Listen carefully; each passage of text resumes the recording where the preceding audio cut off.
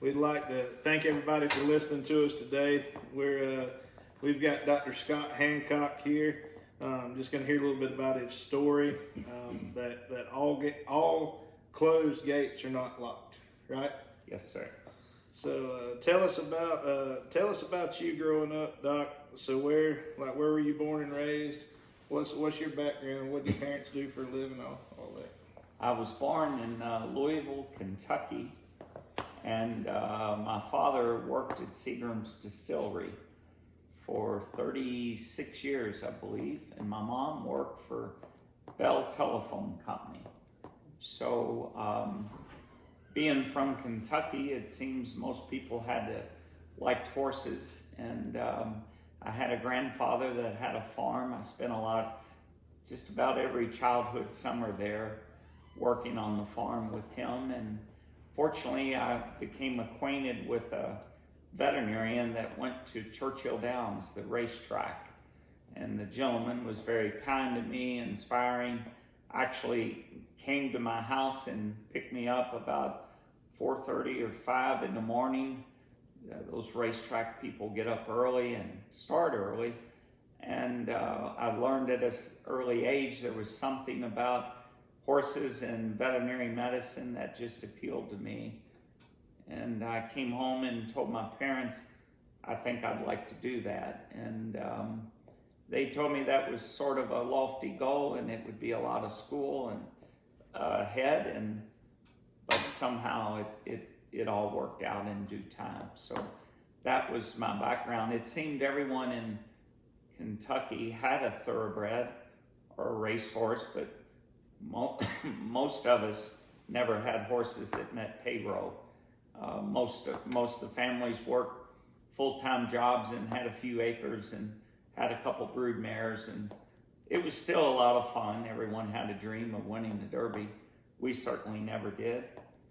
But nevertheless, being in Kentucky, I had some really good jobs through college at thoroughbred farms and met some really outstanding people that had a knack for breeding and racing horses. And so you're as far as you've told me in the past, like, so y'all had a little bit of tobacco too, or you worked on tobacco? Yeah, it seemed Kentucky, it was bourbon, and people worked at distilleries, and most people that had acreage, you had what's called a tobacco base. Tobacco was a good cash crop, and we had a little, and we had neighbors that had more. So most of us boys that knew how to work, that was a good way to earn a little cash. But tobacco actually drove me on to higher education. I saw no future in it. Those hot, sultry days in August, and the air's not moving, and they were just the longest days of my life. And I saw myself, I just told my dad one day I didn't really want to do that, and so I kind of had a different plan, and that was try to get to University of Kentucky in Lexington, which was I think about an hour and a half from where our farm was, and find my way, and it all kind of fell in place. Right. And so were you a traditional student, like you went through high school and then went right on to college? Yes, yeah. I wasn't an exceptionally good student. I was maybe a B student, and fortunately, though, I look back, so many great teachers spent extra time with you and inspired you. I remember I had an issue with math. It seemed like I could really study and hard, and this veterinarian that I worked for said I had to make straight A's, and I made too many B's, I guess. And in trigonometry, I got kind of twisted in that course and lost faith in it. And the teacher was an older lady, so I went to see her after class one day and told her I was sort of embarrassed and I just couldn't make the cut, and it seemed to be harder for me. And that sweet lady, no extra pay, no benefit, actually met me a couple afternoons a week and sat down with me and went to a chalkboard and made pictures of triangles and sort of made sense out of trigonometry. Visuals really helped me. And she was so sweet, and she was as happy when I did well on a test as she was. And so I always thought about her and how little respect that teachers get, how little appreciation, how they reach out and maybe help long shots like me. And a funny story, I eventually got into veterinary school and graduated and had a diploma, and I thought about Mrs. Fields, my high school trigonometry teacher. I hadn't kept in touch with her. Shamefully, I hadn't. Life was busy, it rolls on. And I remember going to a print shop and making her a copy of my diploma from veterinary school. And I wrote her a letter and thanked her and said that she was probably a key person in my journey that kind of went beyond her job responsibilities and helped a kid believe in himself and help me. And that I thought that if I hadn't have bumped into her, I might still be in a tobacco patch. And funny, she got that letter. I don't know how we found her address. I think my parents, I'd asked them or whatever. And she was old and elderly, and she hired a cab, I think Dad said, or a driver. She actually came to my dad's farm one day, and I was already graduated and in my first job, and she was sort of dressed up and had her little briefcase, and my dad didn't know who she was. And she explained that she had taught me in trigonometry and that I had written her a letter, and Dad didn't know anything about it. They invited her in. People in Kentucky are sort of friendly, and they had coffee and sat there by the fire, and she explained to Dad, opened up and showed the diploma in the letter and said that it sort of made her life have a purpose. Isn't that sad that people go through life and don't realize all the good they've done, and people don't take the time to encourage. So I think maybe sending her a letter and thanking her might have been a good idea. So I've always tried to do that, because you think about your journey and all the bumps in the road. People sort of appear at the right time and lift you up and propel you, and I think that's what we're in effect called to do. My life is a reflection of a lot of good people that I've met who've been above and beyond in their kindness and encouraged me, and so that's sort of inspired me to try. I probably haven't done a very good job, but to try to share encouragement along the way. So that was a funny part about high school. I'm not sure why I got sidetracked telling you that, but it's amazing. It was important to me that there are people, and then in college, our life is that way too. I had a veterinarian that was really famous in Lexington. I was surprised that he, would even talk to me or encourage me, but he saw in me a lot of hustle. He knew that I knew I was a long shot, and this gentleman came by and took me to lunch and said, "Kid, you're gonna make it." And that really, encouragement is such good medicine. It's easy to be discouraging, but encouraging someone sort of helps them believe in themselves. So I'm really blessed with numerous people in my journey that I met through college and then on into vet school. It's the same story. There were professors that had a heart and maybe knew you were a little afraid that you wouldn't make the cut, and they believed in you and encouraged you. And my goodness, what I owe my life to so many people. That's what makes the world go around. We all have those people. Like I can think the same thing. The teachers that went the extra mile, the veterinarians, or that go the extra mile.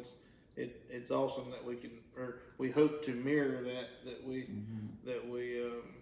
can do that for others as we go through our journey as well. So going on into college, I think you told me you lived in a barn apartment, right? Or lived in a Yeah, barn? I started. I was in a student dorm the first. I guess it was a semester, and I really didn't get along with that.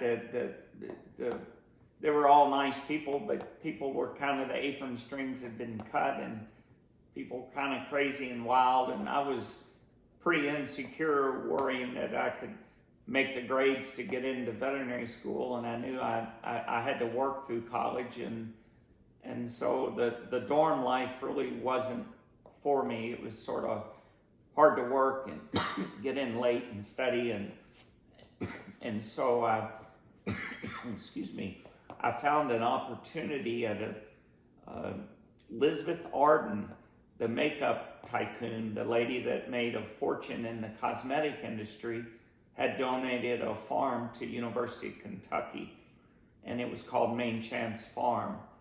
And I remember knocking on a lot of doors at farms because I knew how to work, and I figured these farms would have an apartment or a feed room or somewhere where I could live and get away from rowdy students. I could get up early, do my chores, and then go to class, and then come home and do chores, and then study.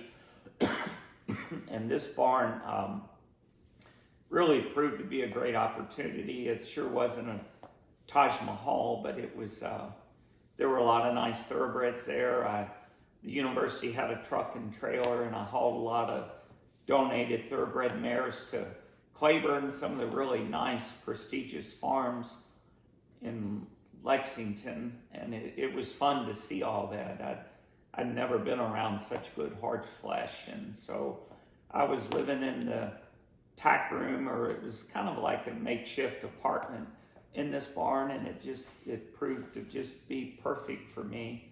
And then I worked every Keeneland thoroughbred sale, every sale through 4 years of college, and people employed me. I don't know that I had any talent other than a good work ethic, and I think I was a good hand handling these fractious yearlings, and met a lot of fascinating people.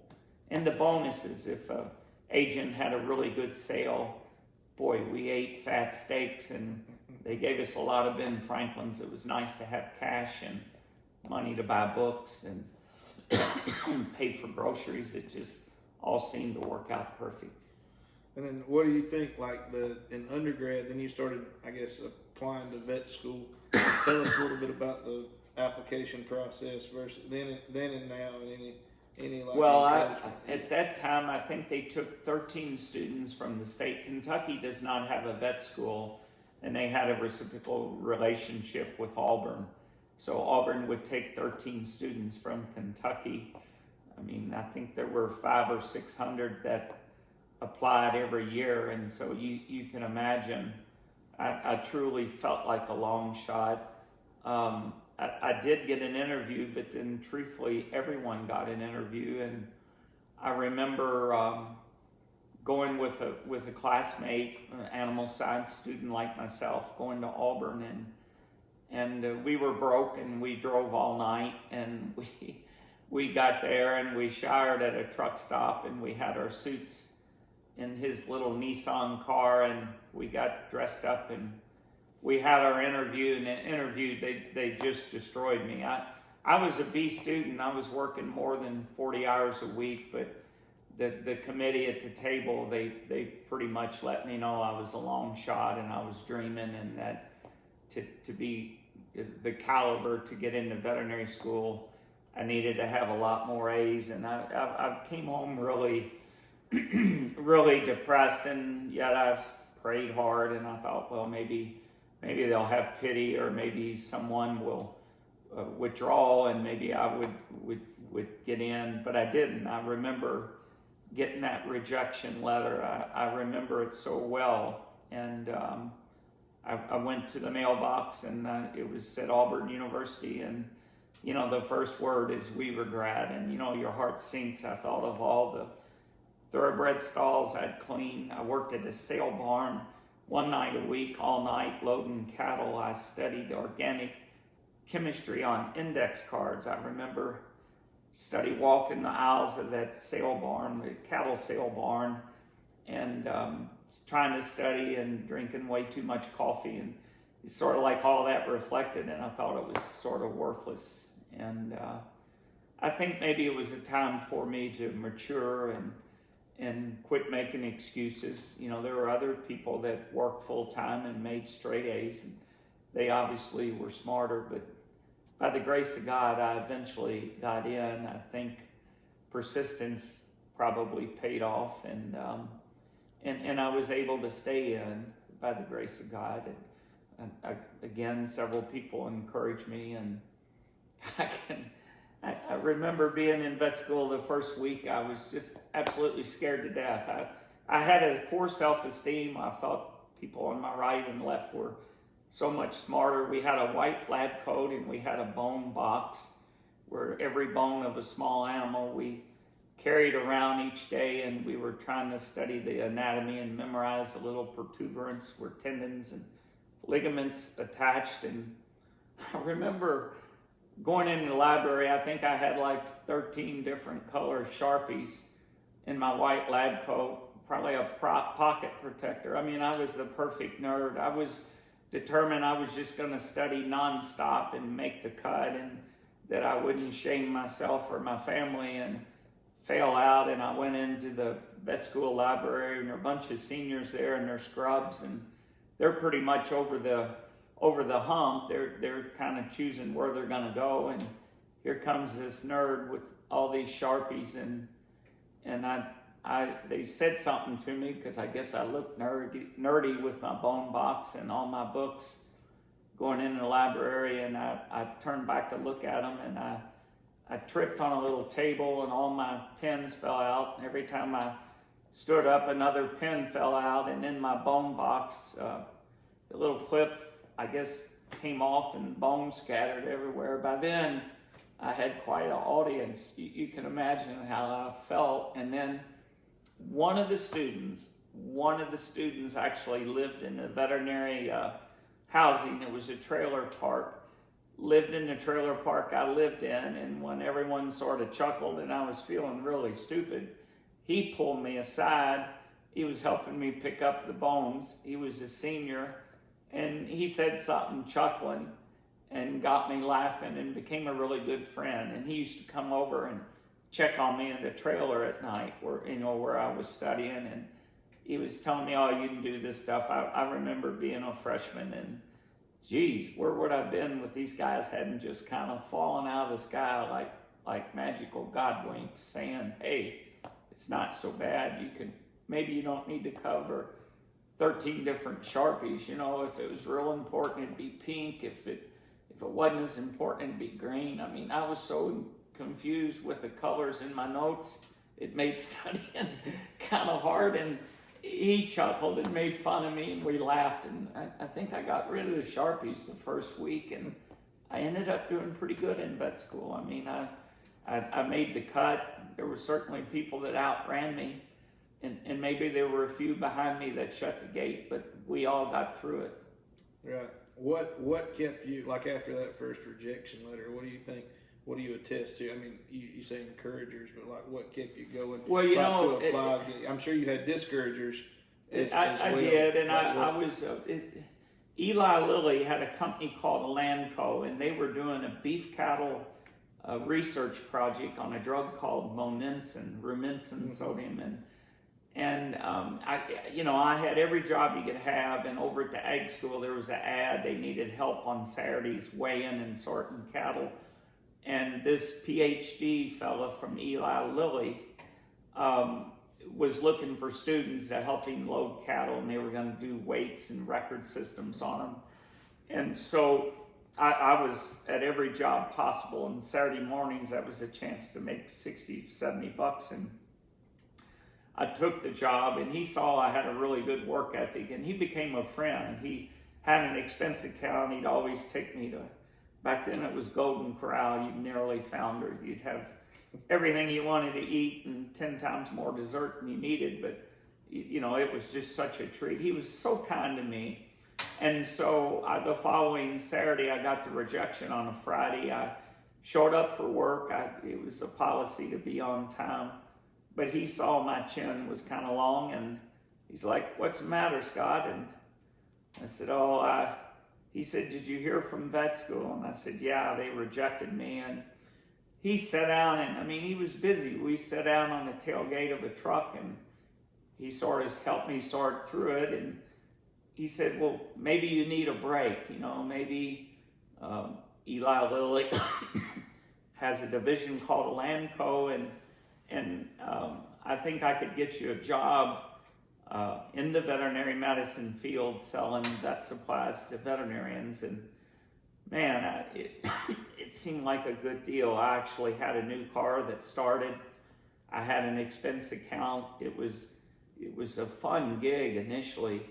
The training was fun, but it didn't take long being in vet clinics and going to the back of the clinic, and the large animal vet was loading the truck, and I smelled the B vitamins and the alcohol and the betadine, and I saw the coveralls they had on and the stethoscope, and I just got that smell again like I remembered as a kid, and I could not shake it. And I kept the job a while, and I did well at the job, but I just couldn't get rid of it, and I felt like something was tugging. So I decided to go back to Kentucky. I had an offer to run an investment guy. I had several hundred beef cows, and he put them on properties he bought and sold, and he hired me to sort of oversee that. And then I went to night school and took courses in pharmacology, trying to get my grades up. And so I eventually got in, and that was again, people encouraged me to try. The job with the drug company was a fascinating experience. Met a lot of people, covered 3 states. And what states? Now I covered Ohio, Pennsylvania, and West Virginia. Okay. So that's And I was, you got to realize I was from Simpsonville, Kentucky. I didn't go very far in life, and I probably made a C in geography, and when I went up to Ohio, they put me in a hotel for 3 months. Nice hotel, can you imagine that? And not without rats running above you like in the feed room I lived in college. And the first weekend I was driving around, and I saw buggies and wagons and beards and hats, and I thought I'd seen reenactments. I was from Kentucky. I'd seen a lot of Civil War reenactments, and I assumed it was some kind of reenactment. And my manager called me, and he's like, "Son, are you okay? How's the hotel?" I said, "Oh my gosh, sir, that car starts every time I turn the key. I was used to having to park my junker on a hill, and kind of roll it into a start." And I said, "There must be some kind of huge reenactment." I said, "These people are serious." I said, "All over these little villages, there's wagons and buggies. The women have bonnets. These men have beards." I said, it's absolutely amazing. And my boss started laughing, and he said, "Son, have you traveled much?" I said, "Well, no, sir. I grew up in Simpsonville. I lived in Louisville, and I've been to Lexington, but no, sir, I hadn't." And he sort of chuckled, and he said, Those are Amish." I'd heard that name. I guess it just didn't register. He said, "They're not acting that way. That's who they are, and they're living that way." So I kind of got introduced to them, and I found their lifestyle and simplicity had a lot of appeal to me. So that part was a game changer, and became a pivotal point later in my life. Right. Yeah, you didn't mind those Amish cafes either, did you? No, the Amish food, those pies and cakes and noodles, and gosh, the chicken and the dishes they made were just phenomenal. And I used to do livestock owner meetings, so I would go in and speak on rumensin or different Thailand sulfa. We had products, antibiotics for hog rations, so the local feed mill would get in a lot of their customers. Most of them would be Amish, and they would gather at a little community center, and I would give them sort of a talk or a presentation, and they were really tolerant of me. And I told them that my first exposure to Amish. I thought they were reenactment, and they got a big kick out of it. And then I got invitations to come to their farm. So I spent a lot of weekends when I wasn't working for the company out on farms, working teams with them and baling hay and plowing. And it was just a really good experience for me. There were some very good moments. So that was your first introduction? Yes, to first introduction. To plow horses and working horses. And, yes. Because you need the thoroughbreds from Kentucky. Right. The only thing I thought horses did is pretty much jump out of the gate. That's sort of the way we knew them, being in Kentucky. And these horses were part of the family. They were geared every morning. Children would stand up on the milk cans where milk was put and hauled to the cheese factories. And these little kids would gear up these big ton draft horses every morning. It was part of their job, and it was kind of unique to see. That's all. And how long were you there before going back to vets? I was with Hancock 1 year. 1 year. And then went back to Kentucky, took a huge cut in pay, but I just thought if I could get back to Kentucky, I could get closer to veterinary medicine and somehow, some way, try to figure a way to wiggle my way into vet school. Gotcha. And it sort of worked that way. And then got the letter. How did you feel when you got the letter? It was funny. I was extremely close to my dad, and my dad was sort of excited about me wanting to be a veterinarian, but he had reservation. I could tell there was something funny about that, and I never understood. Well, when I got a letter, I had an old junk Volkswagen, and I wanted to come home an hour and a half home, and I wanted to share that with my dad because my dad was really encouraging to me. And I got home one Friday night, and he had a fire in the fireplace as usual. He's sitting there in his recliner. And so I went in and sat down, and I said, I got something to read you. And, Dad was, I guess he hadn't really thought what it'd be. And he goes, okay, let's hear it. And I opened it up, and it said congratulations, but I told him it was from Auburn Vet School. Well, my dad got up, cleared his throat, and left the room. And I thought, wow, that's a heck of a response. He was pretty choked up, and that's when my dad said, his whole life he wanted to be a veterinarian, and that was his life dream.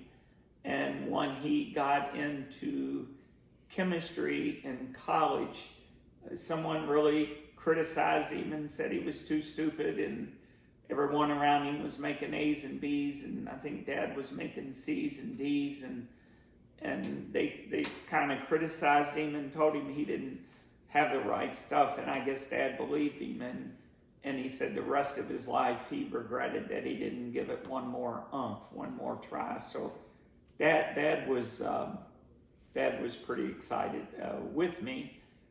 And then at graduation from vet school, of all people, believe it or not, the dean asked me to speak at the graduation. Maybe because I was a long shot. I worked through vet school. I built houses. I tore down cabins. I had a biscuit and sweet roll business. We got up at 3:30. We sold biscuits and sweet rolls on the campus. I sort of had a lot of jobs. I mean, again, I was a long shot, had no money, but I sure didn't want $300,000 or $400,000 in debt. And so the dean, called me a week before the graduation and asked me if I would speak. That's it was sort of an honor, but sort of intimidating. And so, it had to be short, and I'm kind of a rambler. But I remember pacing the floor the night before and wondering, oh my gosh, Lord, what could I say to all these smart people in the class and all their parents? And so this thing came in my head, and I sort of surmised it. I thank God for the journey and all the people and the opportunity. And I surmised by saying life was about the restless desire to make life better and the God-given freedom to try. And I'm not sure where that came from, but sort of, I guess the night before in a dream, something kind of appeared And in that crowd, a huge crowd in an auditorium, my dad stood up. He had a blue suit. He had the most piercing blue eyes, and he stood up and clapped before anyone else did. And that was awesome. That was special to you. Yeah, it's sort of, it was sort of nice. Then the excuse me. Then the rest of the crowd, I guess they followed suit. But I knew then that maybe Dad was living through me, because he was extremely excited about graduating. And I think I called my dad every day of practice, because, a lot of these farm calls, it might be a herd check or whatever, a training center, and sometimes it'd be a 45-minute drive, and I'd always call my dad. He'd always answer, and he just loved hearing about my day. I didn't tell him about all the mistakes and some of the horses that might have suffered in spite of me. I tended to focus on the ones that lived in spite of me. But we really had a lot of good thoughts, and he was just so excited. He thanked me every time I called him, and my stepmom said that it made his day when the phone rang and it was me, because to him, he was like living an adventure through me. So it's sort of fun. That's awesome. That's a great part of the story. So we'll take a little break now. Yeah. Then we'll come back. All right. Welcome back to All Closed Gates Are Not Locked with Dr. Scott Hancock. All right. So we left off with you going, you went to Amish country, found out, your love for the Amish and their way of life, and went back to vet school, and then finished vet school. So then tell us about that journey, like your last parts of vet school going into your first career. Well, at Auburn, the last 3 months of your senior year, you do something called a preceptorship. And of course, being a Kentuckian, the promised land for every aspiring young equine veterinarian was to go to Lexington, Kentucky. And so that's where I went. And I became acutely aware in 1985, the thoroughbred industry was upside down. It was terrible. Weanlings and yearlings weren't bringing the stud fee. And the thoroughbred market is sort of like the cattle market. I mean, there's a realistic value in Arabs and some of the other breeds. You can say this Arab is worth $1 million, and one can say, well, based on what? But in the thoroughbred world, it's based on earnings and genetics, etc. But that market was so horrible, so upside down, that a lot of the farms were bankrupting. There were a lot of good, talented equine veterinarians that were well established that had clients that couldn't pay their bills because the sales prices were so low they couldn't even pay back their stud fees. So a veterinarian, the same veterinarian that inspired me when I was a student, actually came by occasionally and would take me out to eat. He took me to lunch, and he said, "Son, I know your dream was to be here, and Lord knows you worked hard with all your jobs to finally end up here, but this is the wrong time to be a veterinarian in Lexington. You're a good horseman, but you've got to learn the art of veterinary medicine, and you have a license to learn. And my advice to you is to get out of town. Go to rural America. You see an $800 horse is really no difference than an $800,000 horse except for liability. And so if I were you, I would find a place in rural America, learn how to do the basics, learn how to master the basics, get confident and comfortable. And then when things turn around, check back and let's see how the market is in Lexington. There would always be room for you because of your enthusiasm and a good attitude." Well, that was the saddest day of my life. I thought it was the end of the world. Why would I have done all of this only to find out that I'm going to end up working on $800 or $300 horses? And the phone rang the next day, and there were some veterinarians in Ohio that I had met previously, and they were looking for an equine fella. Well, I was an equine guy, but maybe not necessarily a qualified equine veterinarian. It was a large animal practice, so they did dairy and beef, but there were a ton of horses in their area because of the Amish and Mennonite. Well, that part appealed to me, although I was acutely aware that with those people, they're really practical.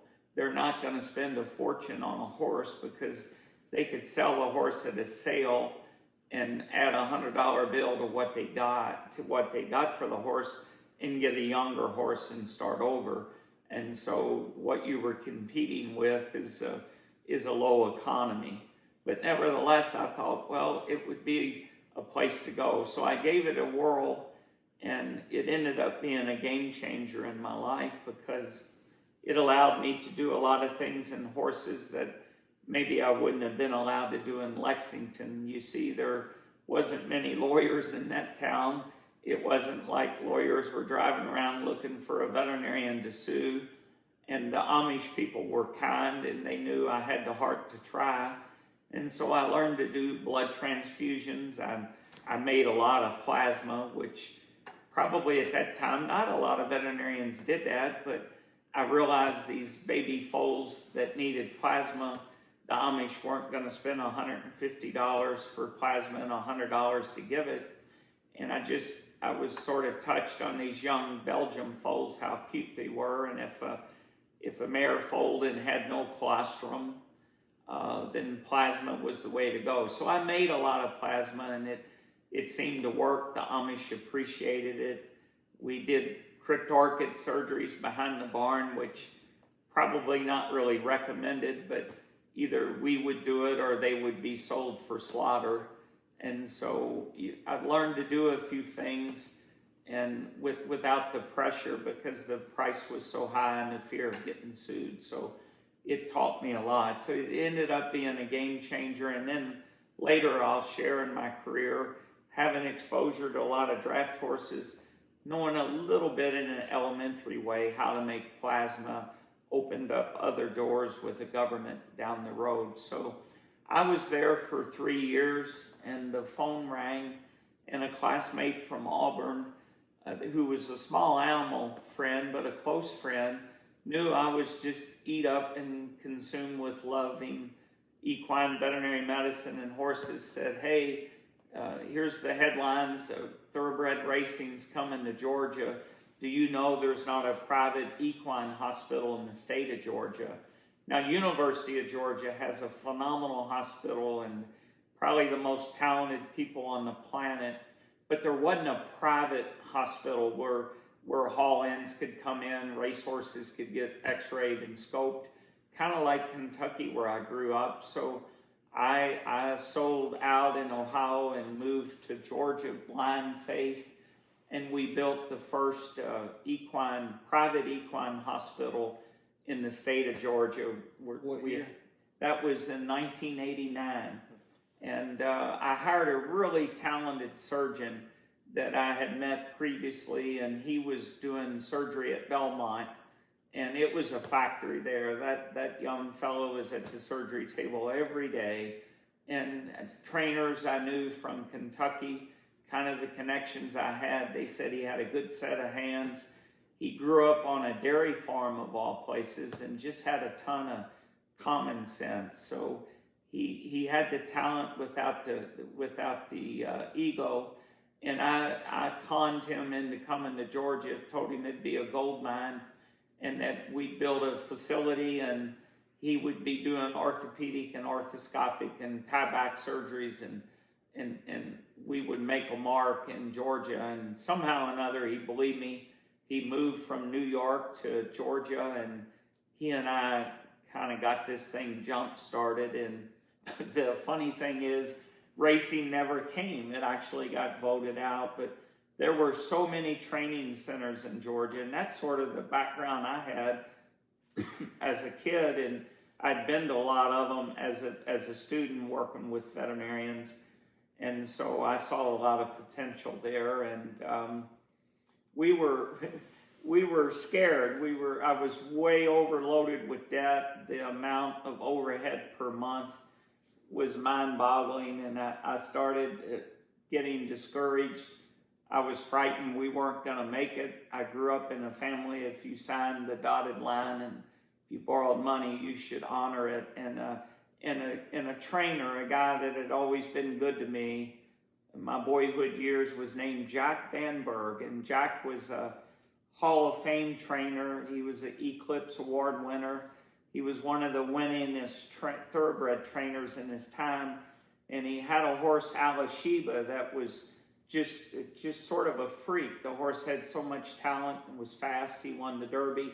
He won the Preakness. He didn't win the Triple Crown, but Jack just had a knack. And I worked for him, and I think he liked me because I had a good work ethic, and I was crazy about horses. And Jack had called me because he had won the Derby and the Preakness, and he had a bunch of investors, and he offered me an opportunity to be a resident vet. He was putting together a huge training operation, and I know it wasn't because I had super talents. I think it was because he knew I was honest, and I had enough pride when I saw cases that I needed to consult with the wizards on. He knew I couldn't sleep till I did that, and I think that was where his offer came. He said, I can trust you, and it's going to be a busy operation. And I really wanted to do it, but I'd moved Bob to Georgia. I hired a couple other veterinarians, and I told Jack that if I just left my dream, I would leave these families empty. And instead of him being angry, he said, what can I do for you? And I said, well, Jack, I'm getting really scared. I have huge debt, and it's a big nut to crack every month. And I was thinking about having a horseman's meeting, and I wondered if you would come to Georgia and speak. And he said, in the New York Minute, boy. And lo and behold, he flew to Georgia on a private jet, and I called the Atlanta Constitution. Being a little bit clever or coy, I leaked a rumor that a Hall of Fame trainer was coming to Atlanta, Georgia, to speak on training and racing thoroughbreds. And we rented the Atlanta Athletic Club, and it was $2,000 to rent that facility. And I was going for broke. I thought, this is it. This is going to make us or break us. Well, Jack thought the world of Bob Brzee, who worked for me in the practice. He said Bob had a great set of hands, was a good horseman, and was his choice of surgeons. And so Jack said he'd be honored to come. He realized Bob was working for me, and we had a full house. We had over 800 people show up, believe it or not because it was us, but because Jack Van Berg was at the peak of his career. There was a lot of thoroughbred interest in Georgia, and they wanted to come hear this Hall of Famer fella speak. And of all things, unrehearsed, there was no agreement to Jack, but he gave this talk, got a standing ovation, and then at the end of his talk, he said, I just have to share something. And he openly thought of some good things to say about me working for him the boyhood years. And I sold him alfalfa hay, hauled it to Churchill Downs, wild vet student, all nights running hay. I don't know how we did it, but Van Berg always bought hay from me because he knew I was working my way through veterinary school. And he always paid his bill to me. And he shared about my interests as a veterinarian and my horsemanship. And then he started talking about Bob Brzee and what a talent. And he ended up saying, I can't imagine two guys with more to offer being in this state of Georgia. And I hope you thoroughbred and training horse people, or anybody with a horse that you care about, realizes they built this building, they've taken the risk. And I think it's worthy of mentioning. And so Jack literally put us on the map. The next day, we had a lot of cards on the table. We had literature on the hospital. And honestly, the phone rang off the hook the next day. within a month, our parking lot looked like a horse show going on. Every day there were horses, and Jack actually hauled horses from Churchill Downs. Now, he was a wheeler dealer. They might bring some horses, and we had to cut him a little deal if it was knee chips, ankle chips, or whatever. But Jack kind of, when those big vans pulled in, that sort of got us on the map. And the next thing you know, I hired more veterinarians, and we were off to a start. So there again, another God wink in my life, where hard work and maybe being a long shot, and people saw your willingness to work, and it comes back to help you. So Jack kind of lit the fire and kept me from sinking. I didn't know if I'd end up being a Walmart greeter in a has-been that had a clinic that foreclosed, but it never foreclosed. We never missed a payment, and it's people like Jack Vanberg that turned it around for me. And we had several good years at that facility and terrific memories. Right. And that also, so, building that practice, doing all that, having another encourager going through there, and then that led up to like the 96 Olympics, right? Yes, sir. And then, that was fun. And I sort of got the big head for a moment over that because we were asked to be involved, and I was clueless. And the truth of it is, the reason they wanted us to be involved is we had a private hospital and a boarded surgeon that had a really good reputation, and that was sort of the convenience. And so we went to the Olympics, and I sort of strutted around, and I realized these world-class horses traveled with world-class veterinarians that knew those horses inside and out, because a lot of these horses crossed the pond back and forth. They would run Europe, all over. And so we soon realized that we weren't very important. We just happened to have a hospital and a facility and a good crew. We could get a horse on the table fast and seem to recover well. And so I became acutely aware that it was an opportunity. But I met a lot of good people, and it was a thrill to be a part of that and see these world beater horses from all over the world. That's awesome. Going back, I'm gonna skip back just a little bit because just the time I've spent with you. There's a couple stories from your work in Ohio that I want you to share with everyone. I really enjoy the story of one of your first calls, your first weekend, when the Amish brought the horse right near your new sign. So you think you could share? Yeah. Can you share that one with us? Yeah, I had a friend, a Mennonite friend, that was happy about me getting through vet school, and he sandblasted a beautiful sign on redwood and painted it to hang from a steel horse's mouth on a post, and it said S.E. Hancock Veterinarian. And I was sort of touched by the sign. I thought, geez, I guess this is hanging your shingle. So when we moved to Ohio, we actually bought an Amish home. We had to have it wired and kind of had to update it. I think the place had 2.5 acres, and it was on a gravel road, and there were mainly buggies that went back and forth. This was near Kedron, Ohio. And so I had been there a week or two, and had decided that I needed to let these people know that a horse doctor was in town. So I spent a Saturday morning, I was on call, but it wasn't real busy in the morning. And I dug a post hole, and I set a post and painted it black, and I had a wrought iron horse's head that fit perfectly over this 6-inch post. And the horse had a little bit in his mouth, and so we hung this sign, S.E. Hancock Veterinarian, and got a little prideful and ran up to the hardware, and I bought flowers, and I put it around the sign, and geez, I was just beaming with pride. I thought, I've made it. And I had the sign right on the corner of our driveway in this rural road, knowing that buggies would go back and forth. And we had a basement in this home, and the vets I worked with, each of us had medications in our basement. So if they needed Banamine or for a colic or something for a foal, they could come by to the location in the rural part.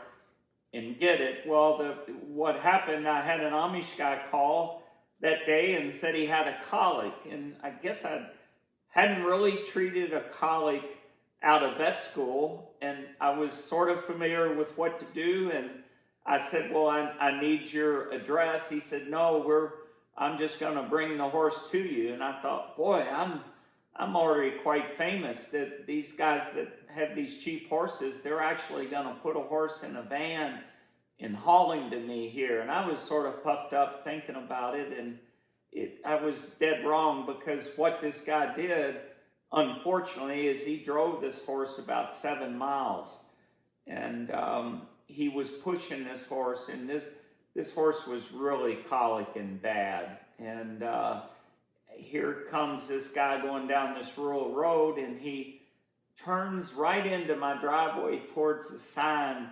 And I remember noticing there was a bloody froth coming out of his nostril. And I knew it wasn't good. Now, this is what the Amish would call an all-purpose horse. He was half draft and half standard bred. So he's a big frame horse that could trot a little nicer than a draft. And about the time he went around that curve, he dropped. He dropped right by my sign, and absolutely right there in front of me, before I had a clue what to do, this horse died, right laying against the sign. And he probably weighed about 1,500, maybe 16. Great big frame, over finished. And so the Amish guy, not showing a lot of emotion, pulled the harness off and said, well, I guess he was meant to die right there. Well, I didn't really agree with that theory, but he asked me to take him home. So I had a little 4-cylinder Toyota vet truck with a little Bowie box on it, and we had to tie his buggy to the hitch on this truck. But the trouble is, we had to drive about 10 miles an hour going home, because the Amish guy kept saying, don't burn up my roller bearings. And so we drove this guy back home and dropped him off. He never offered to pay. He never really was concerned what I was going to do with the dead horse laying against my potentially famous sign. And so I got home about dark, and then I think I had a milk fever. I had another call with a foal, and I got in after midnight. Now, that was a Saturday night, and I forgot that the Amish won't do anything after midnight. Well, where I lived, there were work horses everywhere. I knocked on the door, woke up an Amish guy about, I don't know, it was about 12:30 in the morning, and I explained my dilemma. I told him I hooked this horse up to my 4-cylinder Toyota, but I was afraid I was going to burn the clutch out. I just couldn't budge the horse to pull him out of sight, and I said, could we hook up a team and come pull this horse out? And he said, no, it was Sunday. It was the Sabbath. They could come Sunday or Monday morning after midnight, but they couldn't do anything on a Sunday. So I went home. I covered the horse with sheets and in a raincoat and a flea market tarp that ended up blowing off. And lo and behold, that next morning was Amish Church Sunday. They go to church every other Sunday. And coming down that gravel lane with the sign right on the corner of S.E. Hancock Veterinarian was a horse by then that was in rigor mortis. I had tried to tow him, and somehow or another got him right side up. And here's this big, massive, dead horse that some of the sheets had blown off. And every buggy that went by, here's the new vet in town with a sign in his front yard and a horse in rigor mortis. Well, later the Amish laughed about that and told me I got off to quite a rough start. But there again, I guess people were desperate and needed me for a call later, and things just seemed to work out in spite of that rough start. I always enjoy that story, and I can promise everyone that, like, even to this day, we've gone to Ohio together, and like the Amish men come out of nowhere. Well, you're Scott Hancock, so that's pretty. Well, it was fun. It was a small world, and if you just try extra hard, all the crazy things we did, you know, the plasma, the blood transfusions, if you just try extra hard, occasionally it'll go your way, and maybe people overrate you because of your enthusiasm more than your talent. But my parents always raised us to give it everything you have, and it gets you in a good position. And honestly, like all practitioners, I sure had horses go south with my treatment, but it wasn't for lack of interest or enthusiasm or passion. And so I could go home and know I absolutely did my best. And people there seem to kind of appreciate that and maybe overrated you because of that. But you make a lot of friends when you try hard. Right, absolutely. That's one thing my dad told me to do. Always do your best, and that's all you can do. Yeah. That's all you can do. So good. Well, we'll take a break and we'll come back. All right, we're back with Dr. Scott Hancock here at all closed gates aren't locked. So so you're in Georgia. Yes, sir. You're in Georgia. You've got the best equine surgeon around, cutting colics, you know, fixing joints in Georgia, and then and you're turning and burning it. Tell them about you had a mobile laboratory, right? Yeah, we had training centers, and I had this crazy idea that most of us vets, we took cassettes, rare earth cassettes, took films. We had to find a hospital somewhere to go, and we would pay a technician to develop x-rays for us. And so I sort of got tired of doing that, and sometimes hospitals would say they didn't have time, and so I came up with an idea of having an x-ray processor on a truck, a developer, and it proved to be a game changer for me. I ended up with a Isuzu truck and a great big ambulance box, and I had a x-ray processor, so we could literally step in the back and develop x-rays on sites. Well, these training centers loved it because you could take a whole series of films. If you had one oblique view that could be a liability, if it was blurred, you could repeat it. You saw it on your view box and you said, well, we're going to go back and reshoot. So that ended up being a game changer, and we had endoscopes and a CBC machine and a chemistry machine, and we called it a mobile diagnostic unit. So I went actually south of Atlanta, down around Noonan, Palmetto, Peachtree City, just any area that had training barns of any breed, reiners, cutters, barrel racers, anybody. They sort of appreciated when a vet could come in and do a pre-purchase and get the films and have them right there. And so that worked really well for us, and we were extremely busy. I worked way too many hours. You'd leave at 4:30 in the morning because you had a 2-hour drive to get to a training center, and you had to get there kind of early and get set up, and it worked well for us. You had digital radiology before anybody else did. Well, we did. It was, in fact, digital came hard for me because we had this processor and it worked beautiful. We had good cassettes, these rare screens. We even had grids.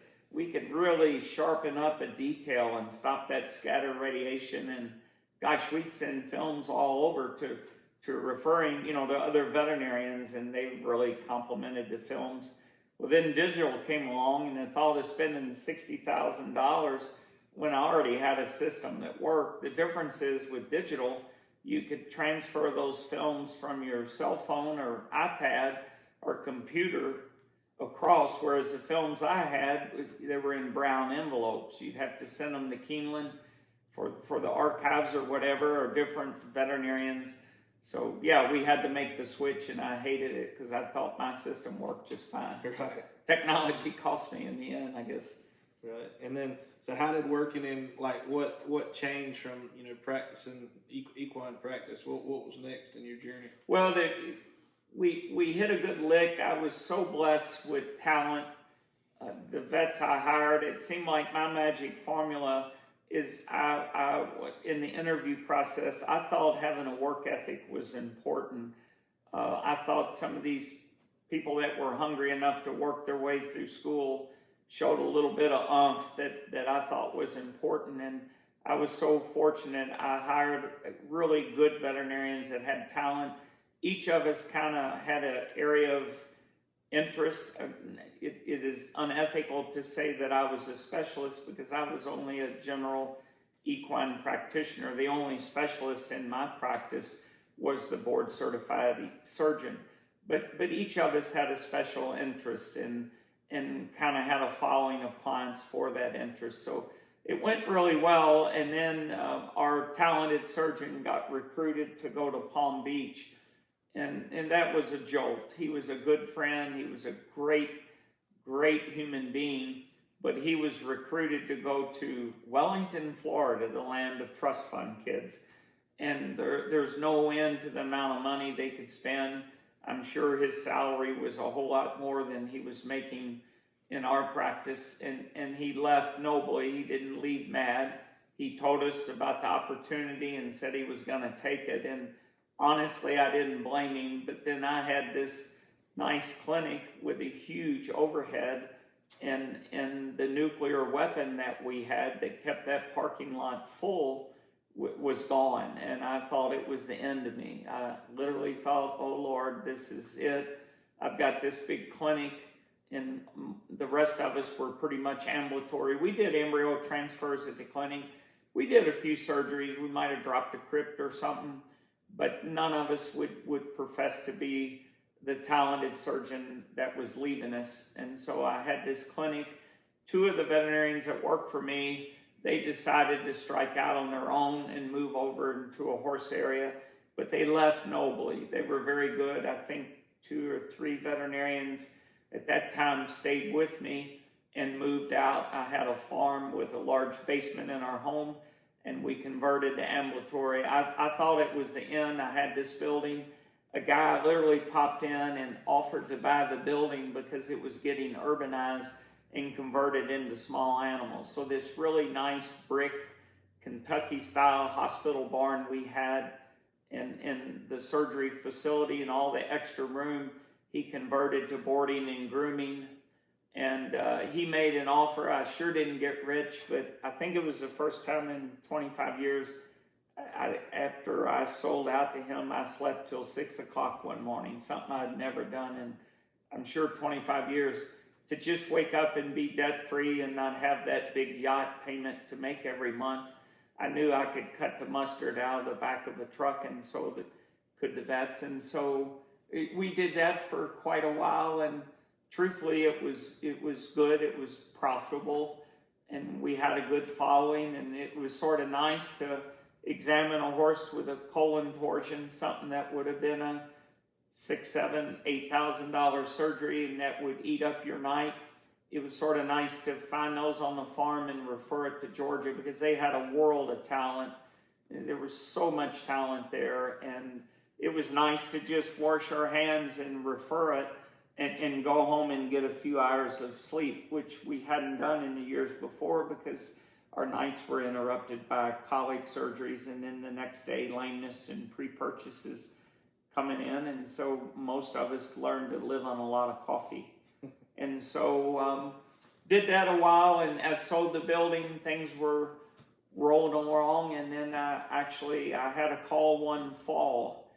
A recipient, a Belgian mare, had kind of kicked me like a Jersey cow. We used her for making plasma, and I'd put in some Egyptian embryos in her, and she was kind of a sow, but she was fertile. It seemed like you could wink at her and she'd get pregnant. So she was a good embryo recipient and a good mother.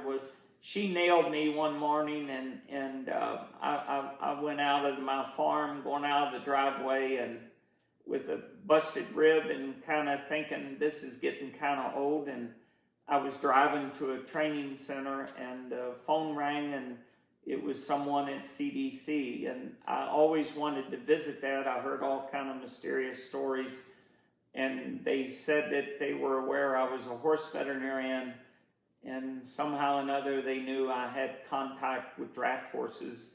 I had several on my farm as recipient mares, and they knew I knew Amish. I didn't understand, but they invited me to a luncheon, And I thought, geez, this would be fun. Go have lunch at CDC with these really smart people and kind of get inside and see what's going on. I had no idea how they needed me or why they needed me, and being a kind of a doubtful person with not the highest self-esteem, I thought, well, it's a free lunch and you can hear smart people clear their throat and kind of hear what they were after. And the lunch hour turned into about a 3-hour interrogation. It was sort of nervous.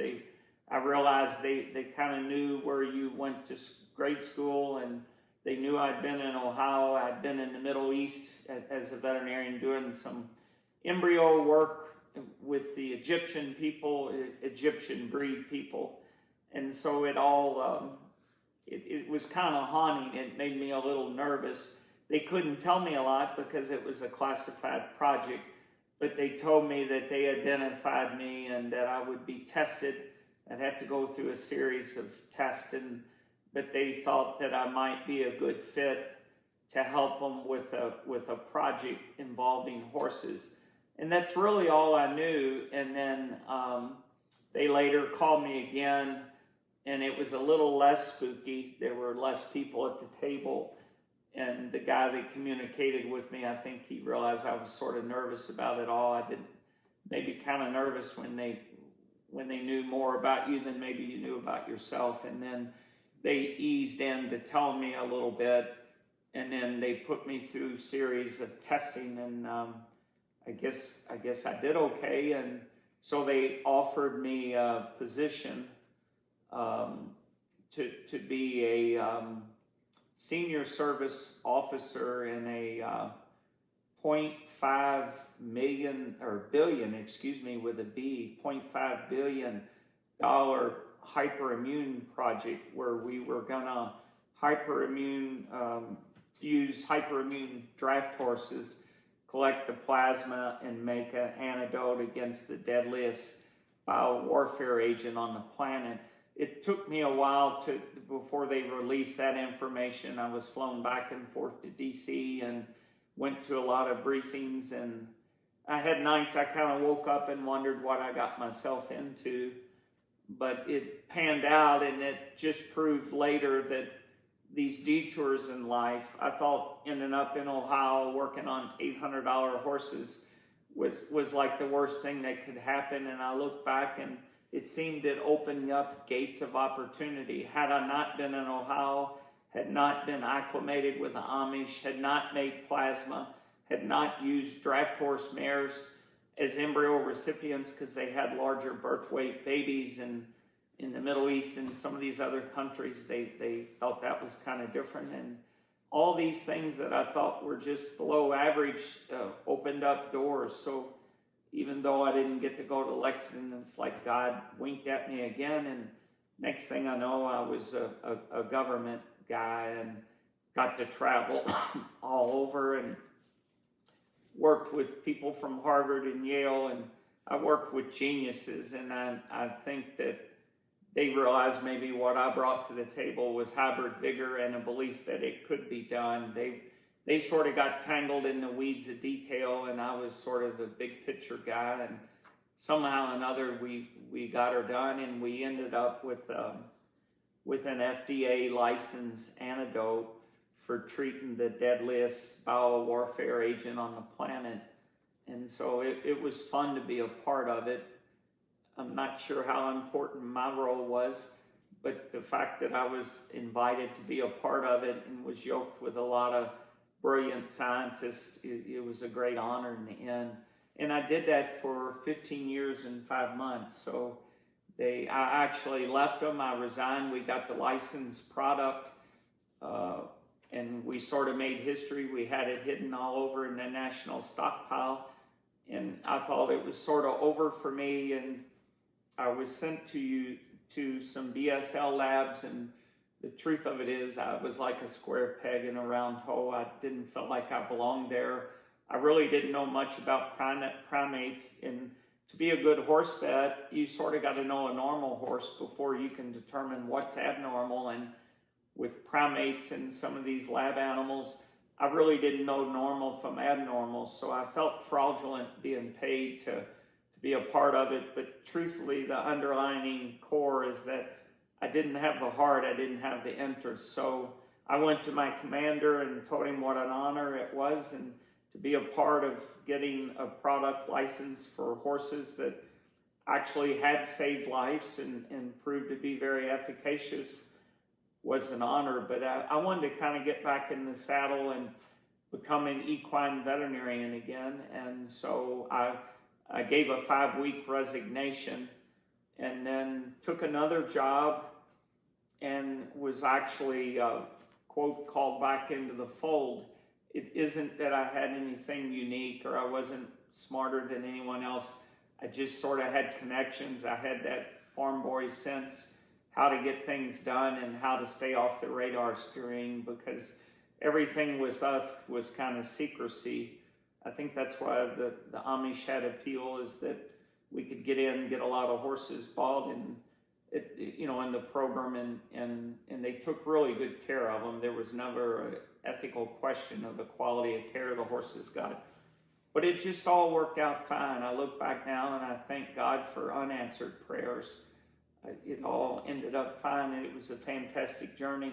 And I did that for, 4 more years. I was sort of back in the fold in a way on the evening shift, just sort of being involved, calling in and maybe being the guy that maybe the farm boy that kind of made sure that we kept everything on track and stayed off the radar screen. Because all this was top secret, right? It was classified. What we did was a classified project, yes, sir. And we had clearances, and we just tried to keep it off the radar screen. It wasn't like James Bond stuff, but they really didn't want it to be an issue in the Washington Post or we were warned against the secrecy of it. So I think we did a pretty good job. We were able to get in, get horses bought, get them moved. They had phenomenal care.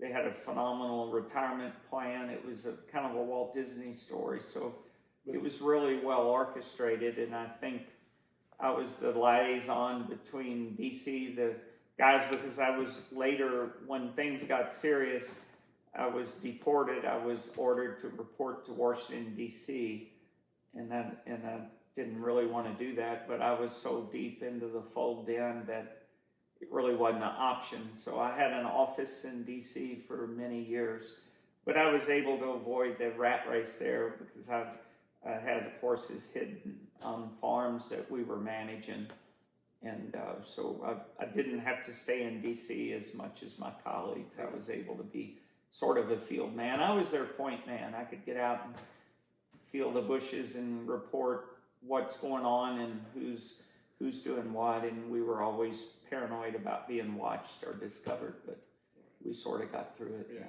But if I understand right, the outcome of this project was, vaccines against botulism, right? Well, it was immunoglobulins against botulism. Okay. So back then they called it agritourism, and you can read about it. This is declassified. There were over 55-gallon drums of purified botulism neurotoxin. To put it in perspective, a thimbleful of purified neurotoxin can kill 500,000 people. So with an event, a person could have it in his in his big pen and be a minimum wage worker at a food factory and release that into a food source and have a massive hysteria in a city. And if it happened in several cities, and I spent time flying to DC, and it was called modeling scenarios, where really bright people would model a scenario, what would happen in this city. And so we knew the neurotoxin, a bunch of it had been recovered, but there were a whole lot of it that was unaccountable for. And so the mission was to hyperimmunize these horses against botulism and make immunoglobulin, antibodies, if you will, and then despeciate it. And that was a brilliant science that was done in another country. and it was amazing, the biochemists, all the smart people. And so we were able to purify a product from horse plasma and make life-saving antibodies. A one-ton draft horse could donate up to 20 liters of botulism that could save over 500 lives. So my goals were to make massive amounts and then hide it in what's called the strategic national stockpile. And so once we made it, I was the point man that went to these hidden sites. Each site had a code name, and the stuff was kept there and heavily guarded should it be needed. So it was sort of fun to see. So the horses ended up providing life-saving immunoglobulins that could be given to people in the event of an outbreak with botulism. So that's awesome. And then you know what you touched on several times, like nothing is happenstance, right? Nothing happens without a reason, you know, in life. So can you share the story of like how you discovered? I think you told me one time in Brazil. Remember how you discovered? But well, through a previous contact, if I remember. Yeah, we were. The truth of it is, I was called a senior service officer, and I was failing horribly. We were hyperimmunizing horses and trying to measure titers, and it was a colossal failure. I was at CDC, and on Fridays, this big screen would go down in this room, and there were scientists from DC, and I'd have to report my progress. Well, the truth of it is I had to report my failure, and those were ulcerating days to stand up in front of a crowd and report that I had failed. And at that time, there was kind of a healthy ego that we have enough intellect within, and I was sort of the farm boy. I had learned early in life to be aware of what you don't know and seek people that know what you need to know and get next to them and emulate, and it had always worked well for me. And so we had some intelligence reports that we were watching some other areas, and there was an Institute Butantan in São Paulo, Brazil, and they were making snake antivenoms. Now, some of those venoms are neurotoxins like botulism is, but we also had some information that they were working on a botulism antibody derived from horses, a botulism immunoglobulin. Well, I requested permission to go to Brazil because I actually had some Brazilian students in our hospital practice when we were bigger, and I always liked to help the long shots like myself, and these were good kids. We fed them, clothed them, housed them. And I wrote them an email and told them I was burnt out on practice, and I thought that the fact that someone was making snake atom venom from horses, I found that intriguing. That was the truth. I just didn't tell them I was a government guy. And so, but the hierarchy and the leadership thought that was redneck and stupid and good old boy, and it was really insultive. And they said that that was a crazy idea and that we couldn't go to Brazil. They were non-NATO, and these guys weren't just going to share the science. And I had a different thought. I was thinking if we went there humbly and sort of chatted a little bit and shared some mistakes that some of these veterinarians may openly say, well, we did that too, but here's what worked for us. And so I was ready to resign, to be honest. I'd had enough. I was tired of being humiliated. It was a colossal failure in the beginning. These horses weren't responding, you weren't titering. And I felt like I was on a losing team, and that our biggest hurdle was our ego, that this idea we had enough intellect within wasn't the right approach, that we had to seek out people that were successfully doing what we intended to do. And I had a commander fly into Atlanta, a military person, and that wasn't uncommon, and they wanted to meet with me, and then we were to make a long drive to a secured site where we had horses. And I was ready to give my 2-week notice. I didn't have to salute. this lady was a colonel, and so I took her to a farm, and we toured around. We had a couple hundred draft horses there. I toured her around in a golf cart, and I saw that she was geeky smart and scared of horses. Sort of made me chuckle when these horses came running. It was like thundering, and I was just really critical of the government and said, we could crack this.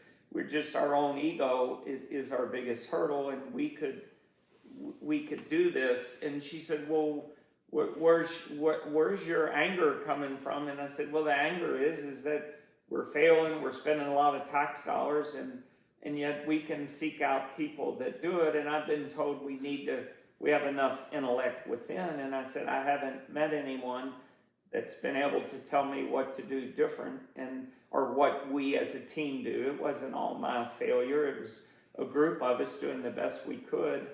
And I told her if we could go to Brazil, and I told her about the friends, and I wrote to them, and they had a classmate, and they said, come to Brazil and we'll introduce you to a classmate and you can tour this facility. Well, she flew back to Washington unbeknownst who she was, how important she was. I thought she was just another person in a military suit. And then the following Monday, I got a call and told me to report to DC. And so I went through a couple-day briefing on the country of Brazil and the security and all the people and the personalities. And so they hired someone to protect me, and then they hired a brilliant lady that ended up in the White House.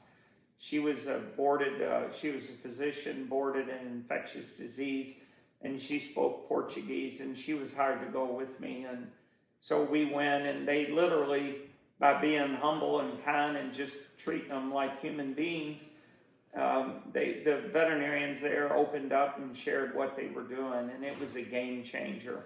The advice they gave me was so huge that we literally flew back to Washington, D.C. from São Paulo, Brazil.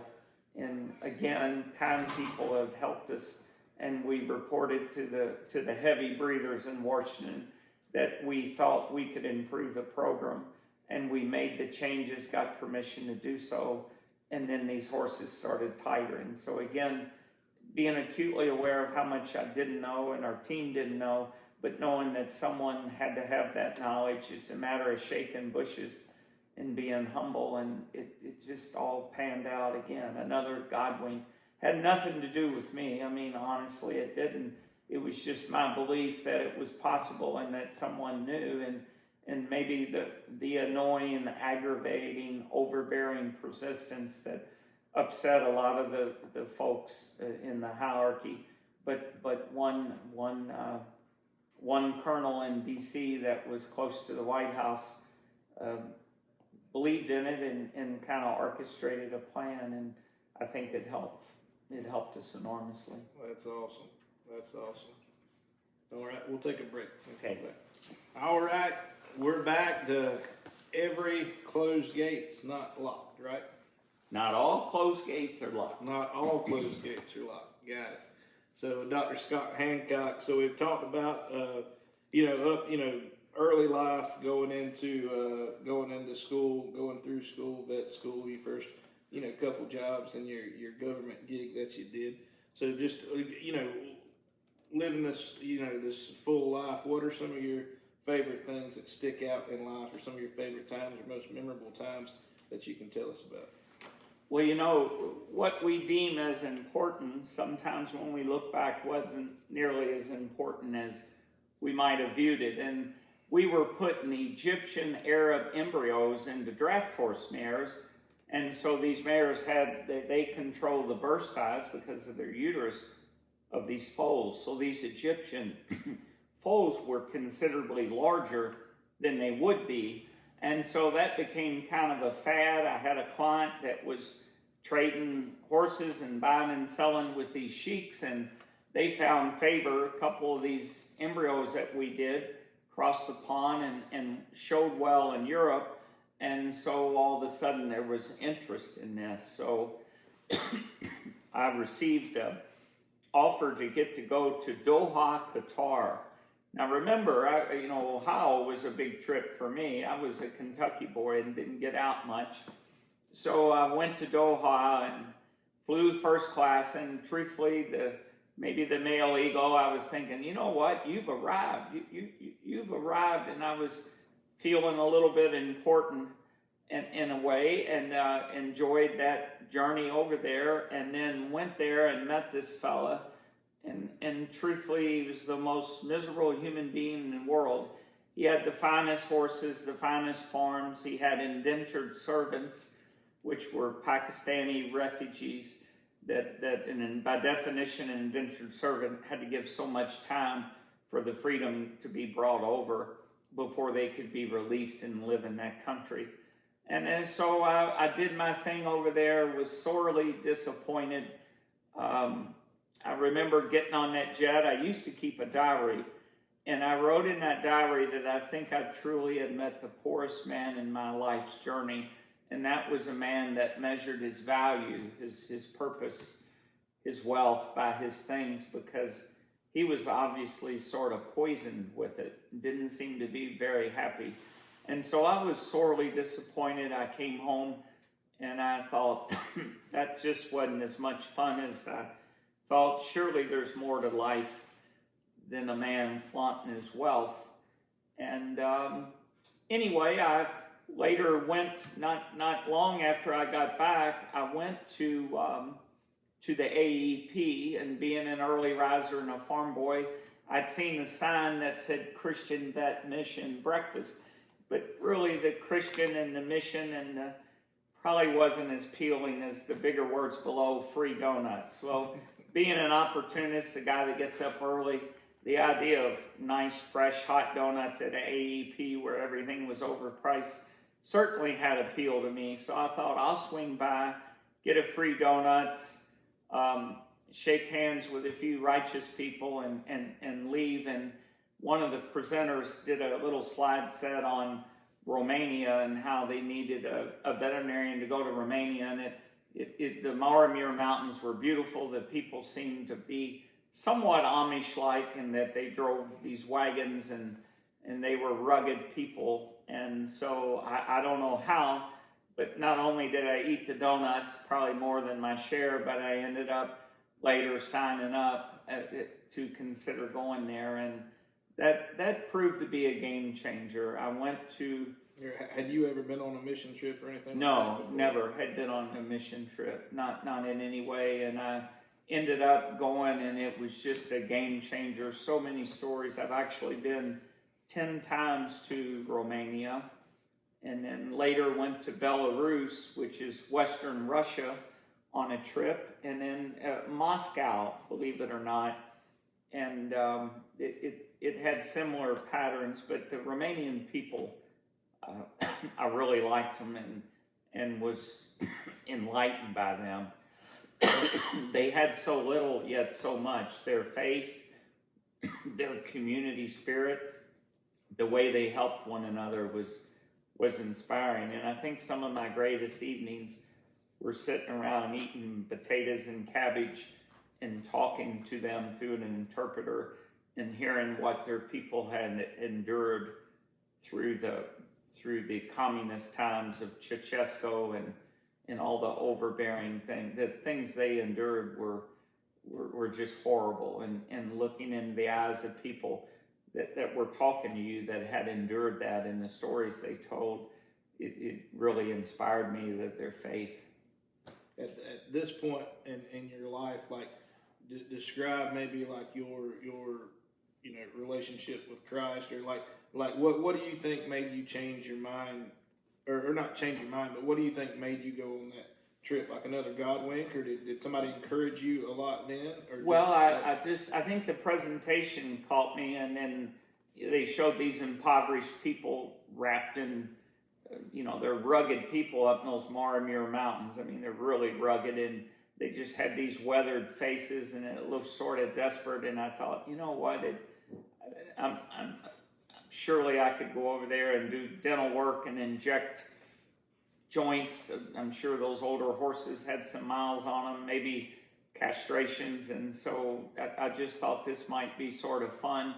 instead of going over there for the glamour and money, maybe roll my sleeves up and help someone. And it all worked out.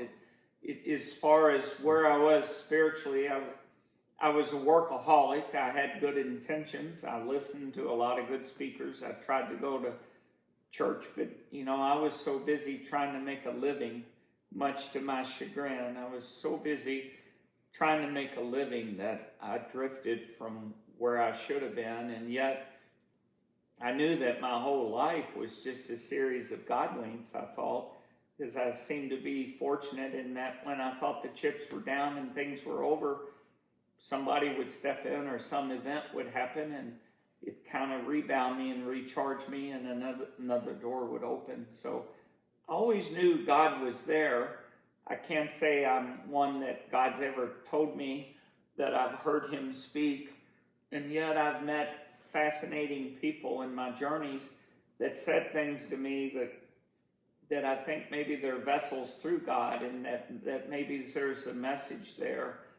But I've never, quote, seen God. I've never, quote, heard him speak my name, but yet things that have happened make me think that we're all like pool balls on a table. We bump off of each other, and God has the cue stick. And that was a Romanian med student. My wife and I, we had actually brought 11 Romanians to America, kids I met in villages that had grit and absolutely no opportunity. And we always we enjoyed bringing them to America and bringing them in our practice and trying to show them how we lived here and what was different. And it was all of that was a game changer for me. I felt like that was a purpose that was a lot more important than some kind of award or some kind of achievement, because those things are forgotten. But kindness can prime a pump that starts an infectious system where people pass it on. Did your perspective on life, or how you viewed life, like, I guess, change after that first mission trip to Romania, or maybe even to the Pakistani, seeing the Pakistani refugees? No, it did. It did enormously. Horse veterinarians, the whole model of a horse is a profit-losing animal. We enjoy them, and it typically requires successful owners to have nice horses and a breeding program and a farm.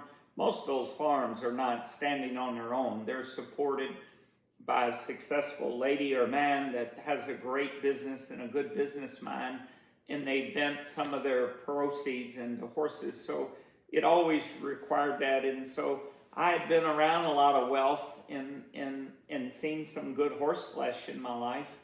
And then I get over there and I see horses as a necessity item. But geez, to castrate a horse over there and not have it bleed to death like they claimed they did all the time. They had Russian instruments in their emasculators. The jaws didn't even meet up, and those poor horses, they were afraid of castrations. And so we did tons. We did standing castrations. It's probably not smart. It was just the way I was trained, but we did a whole lot of castrations over there in villages, and fortunately the horses seemed to do okay. And some of those acts of kindness that, the gifts people gave me, and stuff they did for me later, carvings and letters and stuff that they'd send you, it just made you realize that it might have made a little difference. And it was a lot more important than saying I'm seeing an Olympic horse, or I'm working on a great stakes horse at a track.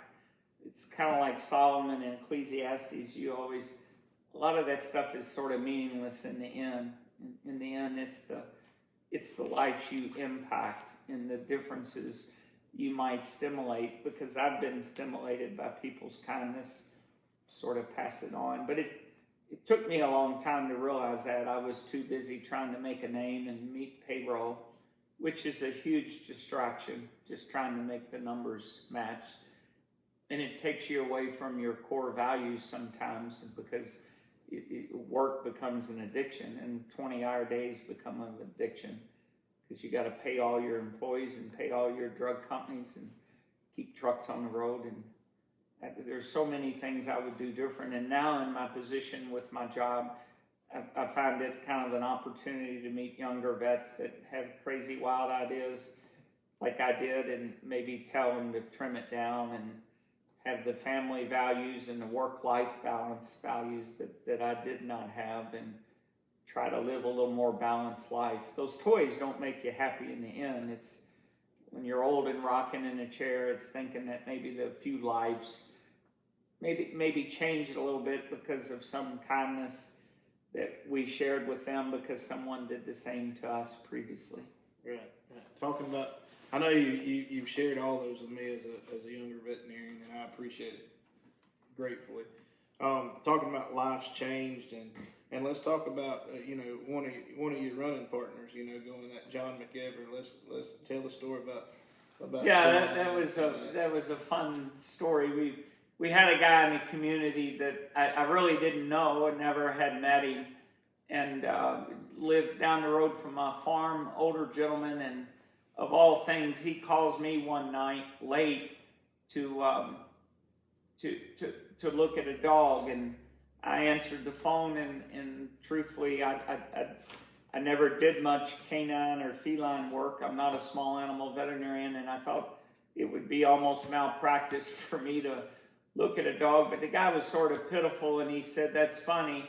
Folks around here said you'd help a feller." Well, it was about midnight. I'd just gotten in from making rounds at the clinic, and I was tired, and I hung up, and I tossed and turned about him saying, people said you'd help a feller, and I thought, this is kind of pitiful. This old guy sounded sad. He was crying, and he said his wife had died, and he had accidentally backed over her dog.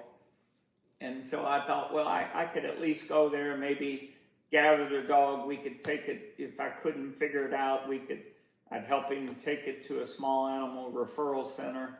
But when I got there, I realized he didn't have the funds or the money or the means. And the dog had what I thought was a broken pelvis and a broken leg.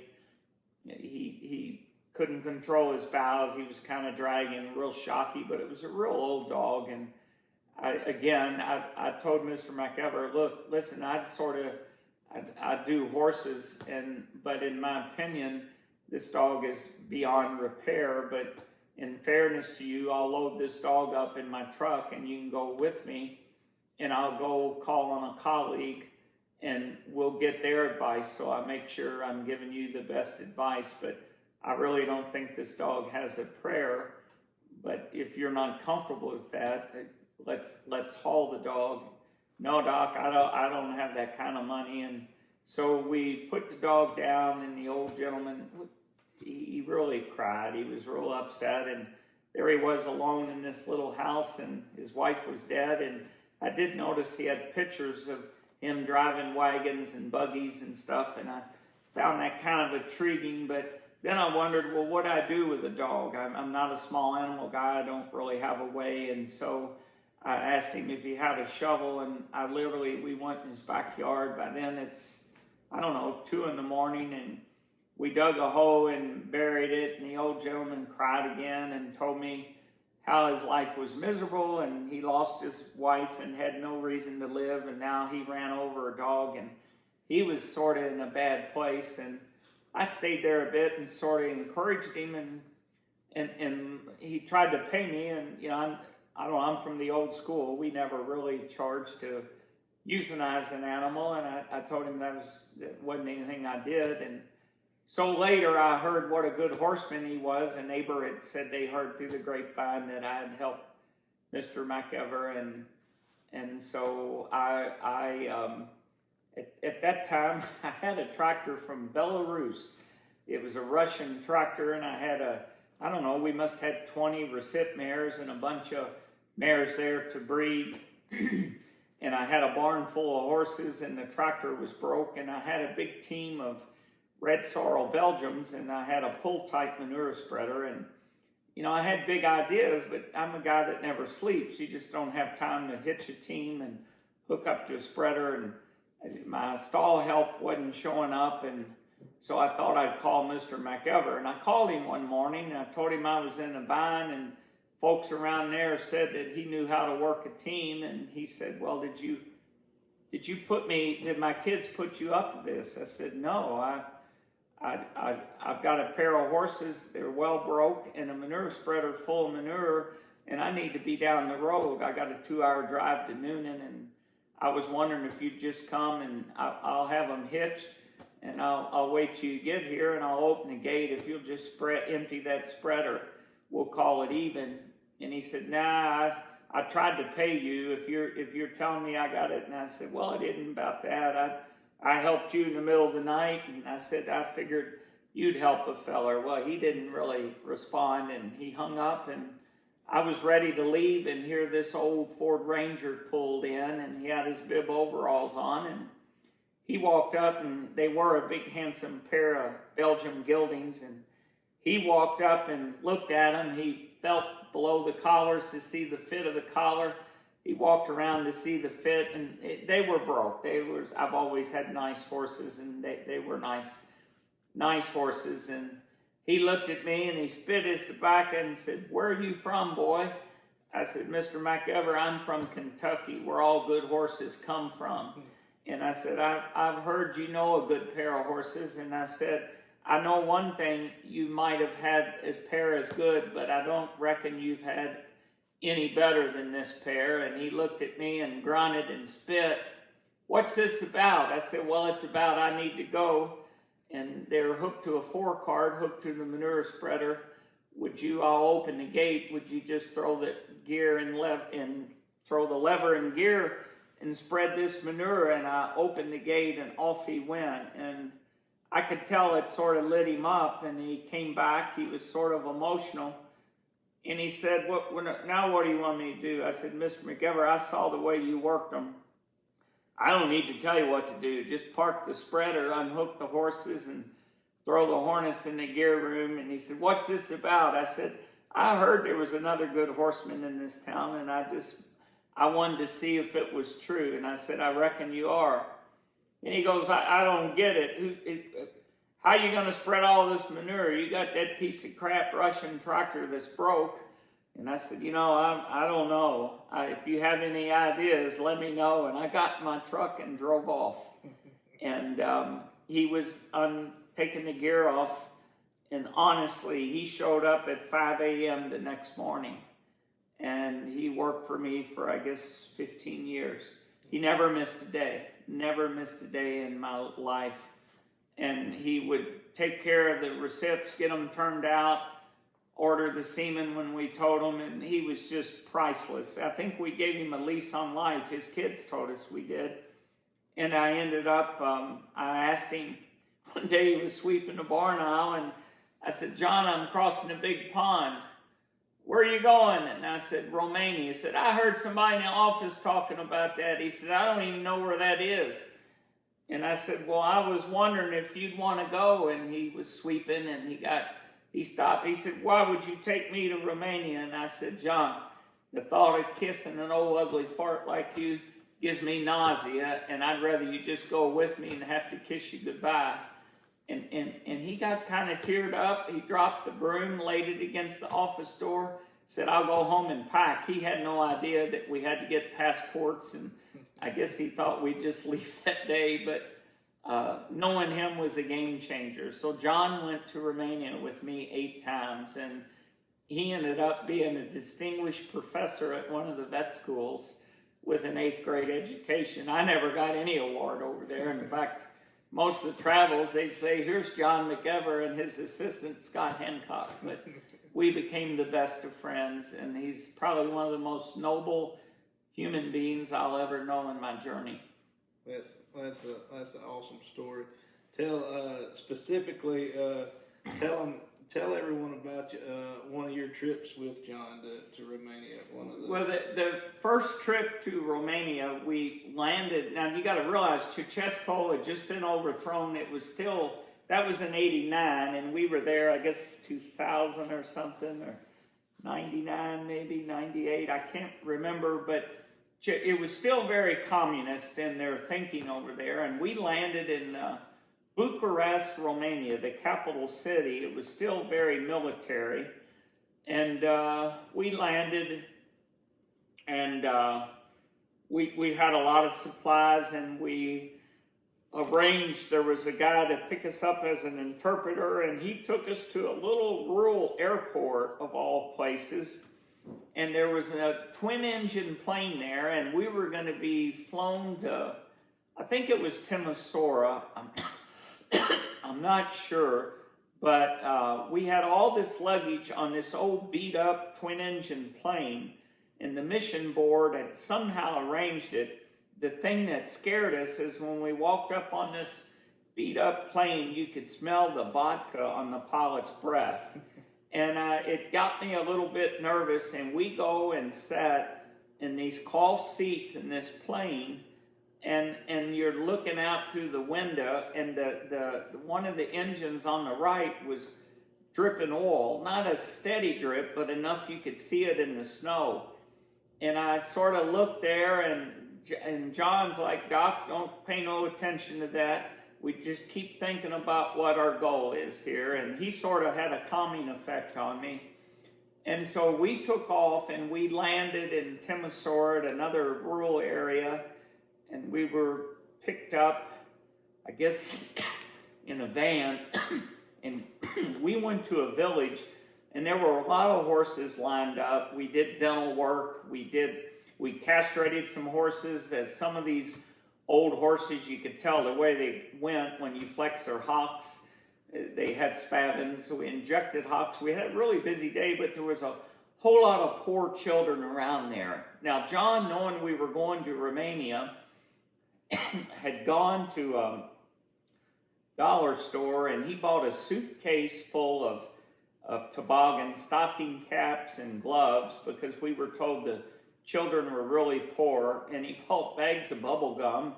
And so when I was working, John was kind of entertaining the kids, and it's funny, they were like stray dogs. When you hand them bubble gum and give them a toboggan, a stocking cap, it was sort of exciting, and gloves. And John really, there was a cute little girl that had these boots that didn't even match. She was pitiful. She had blue eyes, and most of those people had dark skin and dark eyes, but she was so cute. But she kept trying to talk to John in Romanian, and we had an interpreter interpreting, and they struck up a conversation, and I guess she just melted John's heart. Well, it got a little late, and the pilot came and said, "We got to get out of this mountain. We've got to climb over this mountain to go to the next place." And, you know, they didn't really have a navigation system, and he needed to be able to see, and that we needed to load up and move on. So we were loading stuff, and John was busy with some of those kids, handing them stuff, and so I got all this stuff on, and John was already on the plane, and I climbed on, and we got ready to take off, and I really hadn't paid attention. He's sitting in a seat across from me in an aisleway, and when we circle over that mountain, and these little kids are waving, and it was sort of touching. They were excited, you know. They all had these red toboggans on, but I noticed this little girl that had this blue coat on that John had given her. She had rubber boots that came up past her knees, and she was really waving, and I looked and I thought, well, I didn't remember that, and I told John, and I looked over, and he had white socks on that were soaking wet. And I looked back over the window, and I said, "John," he goes, "Doc, don't pay no attention. That little girl, you know, she'd never have no way to get her a pair of boots." And he said, "We'll get us a pair the next stop." That's just who he was. And once we got up and flew on, and I looked at his wet socks, and he didn't think anything about it, I realized what a noble character that I was allowed to meet, and that made 7 more journeys after this with me. And very touching man, very, very good-hearted man, and the Romanian people loved him. Yeah, associate professor, an honorary professor. Yeah, we were at Timisoara Vet School, and I gave a presentation to the students, trying to encourage them, and at the end, John had done so much for the vet students. He had brought Bibles over, he had brought so many things. We got a bunch of cheap instruments we brought over and gave some of the students, and John went to hospitals a lot in the States when he wasn't working and got surgical supplies left over, and so he was giving things out, and so the vet school, all the people really liked him, so they called him up forward, and they presented him. I have a picture of it. It's like a little bronze plaque with a purple piece of fabric around it, and they made him an honorary professor at Timisoara School of Veterinary Medicine. And it was really, really touching, and John got kind of choked up on the stage because the interpreter had to tell him what he was up there for, and he came back and sat by me, and he looked and he said, "Not bad for a boy with an 8th grade education that never left Georgia." I said, "John, it's a true honor to work for you." And we both laughed that night because I realized, and he carried that in his truck, and the feed store and the hardware, and everyone in Houston, Georgia, saw John's medal and heard that he was they ended up nicknaming him the professor. So he really enjoyed that. That's awesome. That's just another, amazing example of like how God puts us in the right place at the right time. Whether we, that tired night, if you think how life would have been different if you wouldn't have got out of bed. For somebody that was hurting, their heart was hurting, and to think about all the lives that you both changed, just a little encouragement, and just nothing's happenstance, And it's amazing. In the second trip, we called it the setup. By then, we were sort of known in villages. Obviously, we were free. We came in there and did stuff for free, so why not like us? But they took us to a military place, and all of a sudden, I realized that it was sort of a setup, and they had this gray stallion that was about 11 years old, and he was a crypt orchid. Well, they wanted us to cut him, so I went to examine him. And, these older stallions have such a big testicular artery, it made me a little nervous. I had enough experience to know what could go wrong. But what was bad is we were brought in there, and there's all these military guys, and there's a kind of a communist acting guy. He wasn't really kind. And I realized this horse had one testicle down and there was one up. And so we sort of explained that it should go to a university, but they really didn't do that kind of thing at vet schools. And so it was almost like you must do it. They were like rude to our interpreter, and he told us, "You've got yourself in a little bit of a jam." And I'm no surgeon, and I know that, and it's a gift to know that you're not a surgeon. But I'd done some crips, but I sure didn't want to do an 11-year-old stallion military horse 8,000 miles from home. And so we had to drop this horse with Rompum and ketamine. I always used a little Valium. And all of a sudden, fear came over me. I'd done enough of them to be comfortable, but this was an 11-year-old horse, and oh my gosh, what if he spills his guts out? What if I don't have anything to pack him? All the things hit me, and you catch yourself in a moment, and I'm shaking. And John put his hand on my back and said, "Doc, don't pay no attention to who these boys are. Just think about who you're doing this for. It's going to be fine. We'll get through this." That's what he said, and it had such a calming effect. Well, we dissected into that little ring and the little gubernaculum.